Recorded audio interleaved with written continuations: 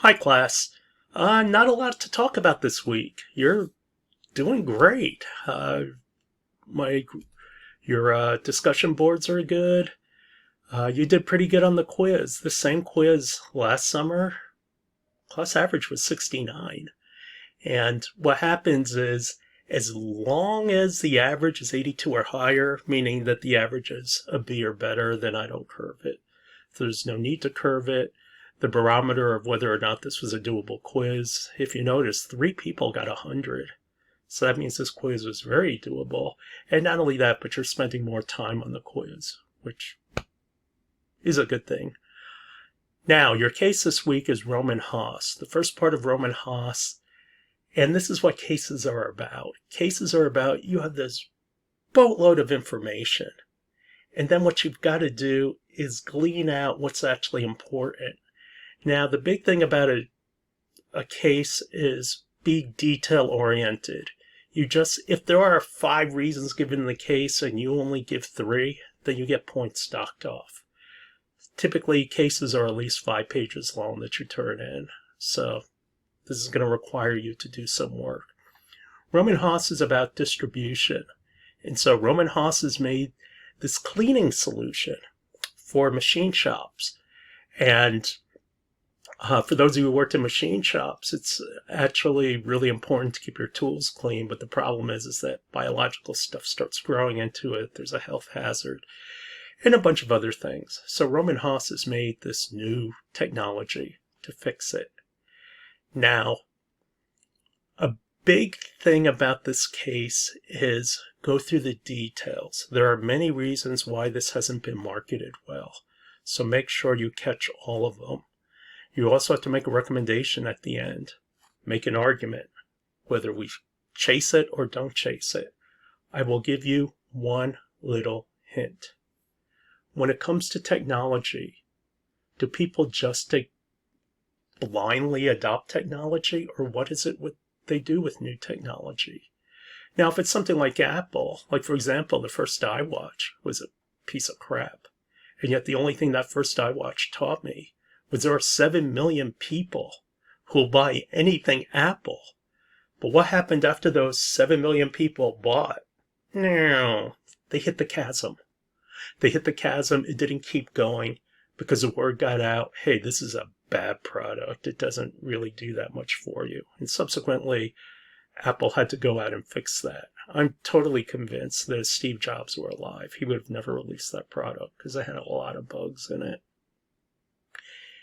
Anyway, do people adopt new technology even though it has the benefit of reducing cost?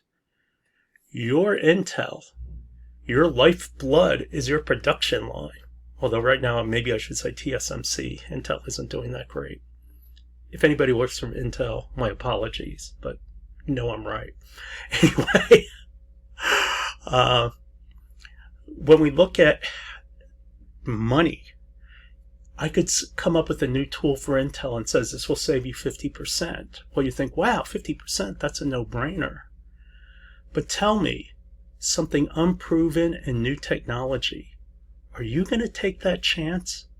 What do people do typically with technology? And this is why we have a chasm. They wait. And what it comes down to is that when it comes to new technology, even though it's going to save you a ton of money or give you a ton of convenience, most people will wait because they want to see somebody else use it first. And then when somebody else goes and sees it, then they believe it's worth taking a chance on. And let that basically shape some of your thinking that goes on with this case. Now, in terms of your discussion board, the one about GoPro, well, keep in mind, anytime you talk about a company, they have to excel at one of 3 things. If you don't excel at something, then you're a commodity company and you're not special and you run the risk of going out of business. But what is it that people can excel at? And for those of you who want to be entrepreneurs, this is critically important. Always think about, we have to be the best at something. What are we going to be the best at? Are we going to have the best product, whether it's features, performance, reliability, whatever? Are we going to have the best price? And that's like Walmart. Or do we know the customer better than anybody else? Now you're getting into advertising firms and things like that. And what did GoPro excel at? Do they have the best camera in the market right now? No. Do they have the best price? Oh, hell not. Everybody's knocking this thing off.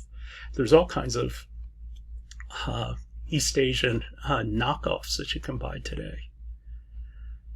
Think about when GoPro got started. Nick Woodman was a extreme sports guy. He understood how these people think. Those extreme sports stars, the snowboarders and the surfers and everybody else, GoPro understood them better than anybody else, and that's who they sold to. And then what happened when they became a billion-dollar company? And this is what kills companies. They no longer think about being excellent. They think more about, let's make a lot of money. And that killed GoPro in a hurry, and they're still trying to recover because there's a lot of different problems. And so customer intimacy is essentially what killed GoPro. And so when you go through the C's, and this is why I don't like a lot of models. Like, don't get me started about entrepreneurship mindset model of the 7 C's. What, you mean like the Atlantic, the Pacific? It's a model I don't care for. It's like, what are one of the 7 C's? To be an entrepreneur, you have to care.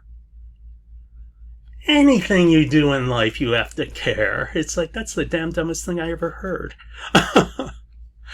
Actually, the true entrepreneurial mindset is called self-efficacy. And what self-efficacy means is that when you look at a problem, you could figure out the path forward. And not only that, but you understand what your role is in making it happen. And this is what separates Musk, Bezos. God, all these guys became real jerks. I was going to use more colorful languages. But anyway, all of these guys saw the path forward, and that's why they succeeded where everybody else failed. Anyway, if you have any questions, let me know, and have a good week.